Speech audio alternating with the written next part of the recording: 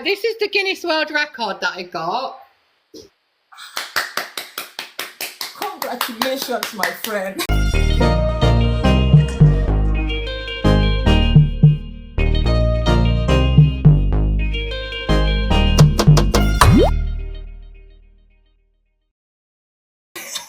So this was, so when I said I want the Guinness World Record for the first woman to run topless, they were like, you can't do that title, not because it was topless, but because it has to be something someone can beat.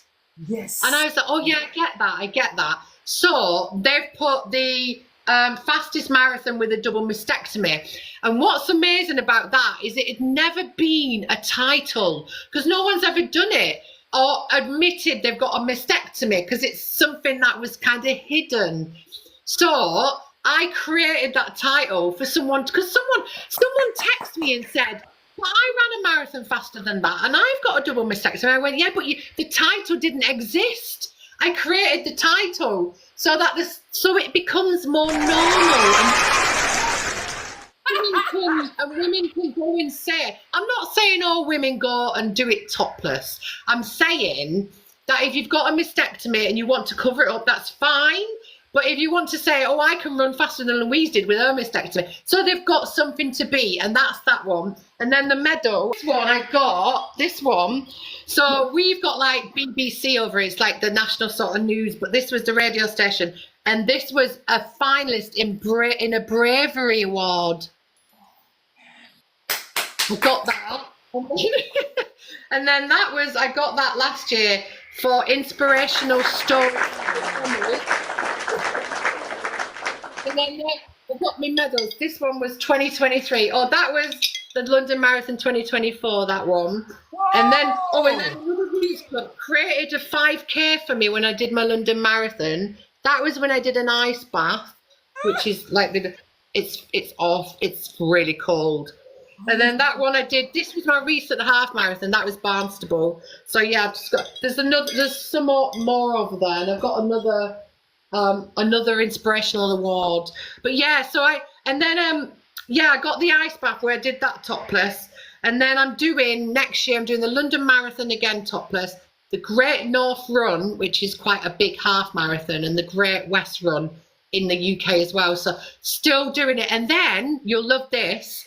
On Sunday, this Sunday coming, not tomorrow, yes, I have inspired, it was originally an idea that I came up with, which a charity that I now volunteer for have took on. It's called the Topless Swim, right? 250 women have signed up. It's raised £30,000, and we've got this sort of private beach for this charity, and all these women take off their tops, and they've all got breasts, and we all go in the sea together. October next year. Even if it is not October, it has to be around October. You know, you have to avoid the cold in Kenya. Yeah. So let us plan for that.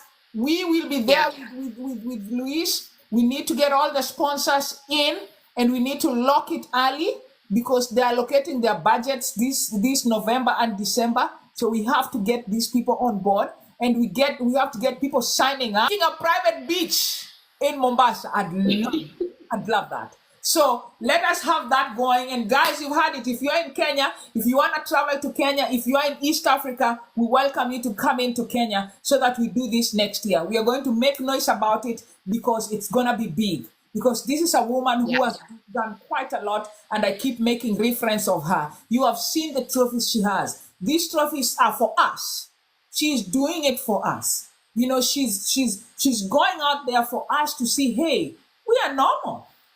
We can run these races. We can win these things. There's nothing different in us. There's nothing different in us. We conclude right now. Louise, I'm going to allow them to ask you questions, but I'm going to ask you the first question. You talked about no drains. How did they take out the fluids? Were you visiting the hospital like daily or weekly for them to drain out, or how were they doing that? The body just swallowed it? No. What happened is that the body absorbed the fluid back. Yeah.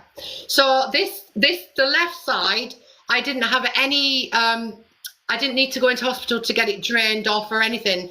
It absorbed back in, and I think that was to do with the exercise.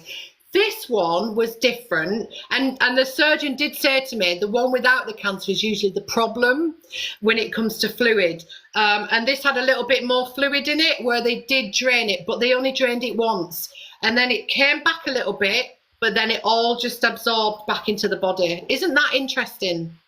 That's interesting. Yeah. And that, like you said, I think it's the exercise. I think so, yeah, because obviously fluid fills holes, doesn't it? And to the body, it had been amputated, there was a hole, let's fill. But the fluid obviously is drained because it causes pain, but eventually it will absorb back into the body. And I think obviously the movement and the exercise helps it do that over time. It's quicker, I suppose. But that's what happened, yeah. I didn't have this drained at all, only this one. And the drains are so uncomfortable. So uncomfortable. And they also create holes for disease and germs. So you're letting in an area that could get infection, aren't you, with the drain? Whereas when you're just dealing with your scars when you haven't got the drains. So yeah, but the surgeon doesn't like to use drains. So obviously some surgeons do, some surgeons don't. But for me, it really worked. Wow, thank you so much. How did you get rid of the scars? Okay, you have a question, Louise. They ask me that a lot. Oh, my scars, they just healed. They just healed, and I used like nice moisturizer and massaged as well. Massaged, but they just healed on their own, and I just, yeah. Which moisturizer do you use? I used like an oil-based one. It was like a bio oil, and I just massaged in. But yeah, I mean, they healed really well, and that was due to exercise as well. Yeah, because they asked me about mine too, and yeah, you're great. I think I also attributed mine to how the doctor did the stitching, the closure, because there was no thread. You know, I've seen some people, they still use a thread, but here they just, you know, like put a glue something. They put the skin together back like this, then they glue it. So they just come back together by themselves. And once the skin has come and put together, the glue will peel off by itself. It will just come out by itself. And it will not even leave a big scar. Yeah? I believe that's what they did to you too, because it doesn't look like there was stitching there. No, it doesn't. I mean, it's quite small if it was, but yeah, she was that's very neat. That's not stitching at all. Yeah. Right. Yep. No. So I believe the ones where they literally stitch, it leaves a bigger scar that's hard to go away. But the ones where they just glue it and it peels off by itself, it doesn't leave a lot of that. And then someone else asked you, how did you deal with nerve pain? I don't know if you had nerve pain. I did not have nerve pain related to the mastectomy. Did you have any nerve pain, and how did you deal with it? Not much, not really. No, it kind of like, I don't remember having any kind of nerve pain. I didn't. And then I think the exercises, because you did a lot of arm exercises and things, that kind of, I had like a tightness, like a tight. And then when I did all my exercises, what you have to do, that kind of loosens it. But even now, I still have to do those exercises. And it's 2 years, 2.5 years or whatever. Every now and again, it'll get quite tight because it's scar tissue, isn't it? But I didn't suffer with nerve pain, luckily. But I know some women do, but I didn't. Yeah, I also did not suffer. And like Louise said, the physio, if you, in some hospitals, they provide you, you know, they send you to the physiotherapist that helps you a lot with the exercises to deal with the tightness of the scar tissue. So please look out for that. If they don't provide, there's a lot also on YouTube. If you search for that, even on Google, it will lead you to YouTube, where you will notice some exercises that help to relax the scar tissue so that they don't tighten a lot. And then, I don't know if this is nerve pain, but once in a while, nowadays it's starting to reduce, but I will feel some needle-like, on these surfaces. I used to feel it, and then I was scared. I don't now, but I did do, like a needle, but I don't now. Yes, but when I went in and asked my doctor, she said, "Oh, don't worry about it. It means your nerves, some of your nerves are waking up because they will be healing and coming back to life, coming back because some sections, even now if I touch here, there's some sections that are still numb, you know? Yeah, so as they wake up, you'll feel the needle like, and then you notice, oh, that point is waking. So nowadays, if I feel that, I smile. I say, oh, that part is waking up. That part has woken up. So that is what I would say I still feel. Yeah. So good questions, guys. Very good questions. So again, thank you so much. I think Louise has responded to the questions that you've asked. And thank you guys for keeping us engaged. Thank you for being here. Thank you for sharing. It is always a wonderful time to learn. And I'm going to allow Louise to give us a closing statement, you know, and Louise comes here. She comes here a lot. Whenever you need her, reach out. If you need her to come back, let me know. And I will bring her and you give me the questions and give it to her and she will come back and respond to them. I love the work that she does. If you are in the UK, please look for Louise, look for the activities they're having, check out what they're having and go there and be together. If you're undergoing treatment right now in the UK, this is an advocate that you'd want to know and follow because you will get to know what is happening within the field and sphere of breast cancer in the UK.